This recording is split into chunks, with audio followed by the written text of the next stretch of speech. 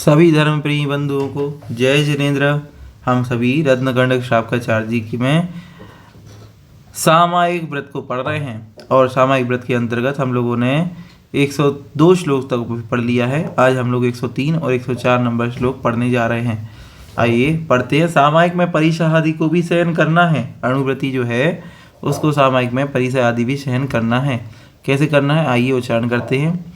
शीतोष्ण दंस मसक, शीतोष्ण दंस मसक, परिसह मुपसर्गमपि च मौनधराः, परिसह मुपसर्गमपि च मौनधराः, सामयिकं प्रतिपन्ना अधिकुर्वीरन्नचल योगाः, अधिकुर्वीरन्नचल योगाः।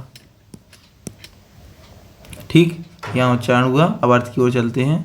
तो कह रहे हैं सामायिक में परिसह आदि को सहन करें।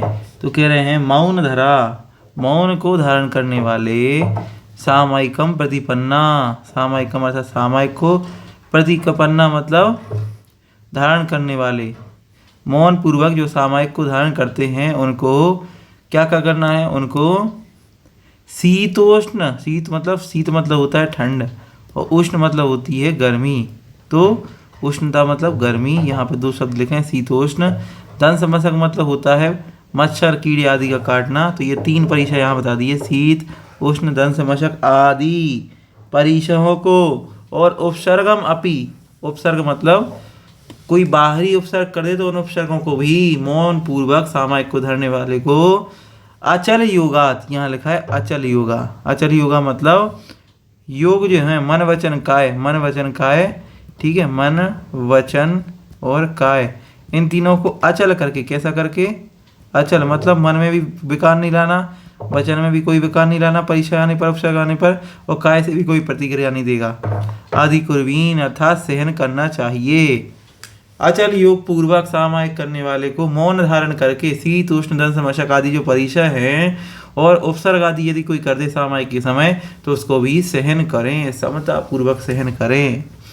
ये यहाँ पे सामायिक को धारण करने वाले जीव के लिए कह रहे हैं आचार्य महाराज। ठीक है, सभी को समझ में आया? जिसको समझ में नहीं आया वो वीडियो को पुनः देख लें, आपको समझ में आ जाएगा। ठीक है, चलिए चलते हैं अगले श्लोक की ओर। सामायिक के समय करने योग्य विचार। सामायिक के समय कैसे विचार करने चाहिए? तो कह रहे हैं चिंतन करना चाहिए। किस प्रकार का?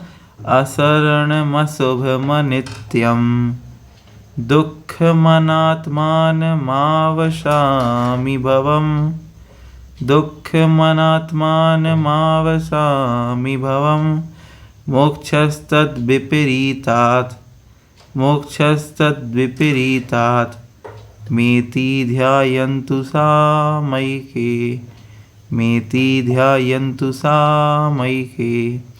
इस तरह से उच्चारण हुआ। चलिए अब चल रहे हैं किसकी ओर? अर्थ की ओर। क्या कह रहे हैं आचार्य हमारा? सामायिक के समय किस प्रकार का चिंतन करें। सब कुछ बता दिया, सामायिक कैसी करनी है, किस तरह से बैठना है, किस तरह मुट्ठी आदि बांधनी है, कितने समय तक करनी है, सब बता दिया। अब सामायिक में चिंतन क्या करना है, सोचें क्या, वो आचार्य महाराज बता रहे हैं कि असरण अशुभ अनित्यम, ये जो भव है अर्थात जो संसार है जिसमें मैं आवसामी मतलब रहता हूँ, आवसामी मतलब मैं रहता हूँ, जिस भव में मैं रहता हूँ वह भव असरण है। ठीक है, अशुभ है, असरण है, अशुभ है, अनित्य है, दुख रूप है और अनात्मान अर्थात मेरे आत्मा के स्वरूप से भिन्न है। इधर इस संसार में कोई भी शरण नहीं है, ये तो बहुत अशुभ जगह है, यहाँ कुछ भी अच्छा नहीं है। अनित्यम, यहाँ सब कुछ क्षणिक है, कुछ ही समय में नष्ट हो जाता है, कोई भी सुख हो कुछ भी हो अनित्य ही है। दुखम अर्थात दुख रूप है और अनात्मान मतलब मेरी आत्मा के स्वरूप से भिन्न है। और ऐसा ये भव मतलब संसार है जिसमें मैं आप साई मतलब रहता हूँ। और मोक्षस तत् विपरीतात्, मोक्ष जो है वो तत् मतलब उससे विपरीत है। जो सद्भाव का स्वरूप मैंने यहाँ बताया, जो मैंने संसार का स्वरूप यहाँ ऊपर की लाइन में बताया, मोक्ष उससे बिल्कुल विपरीत है। इनसे उल्टी चीज़ें यहाँ मोक्ष में पाई जाती हैं।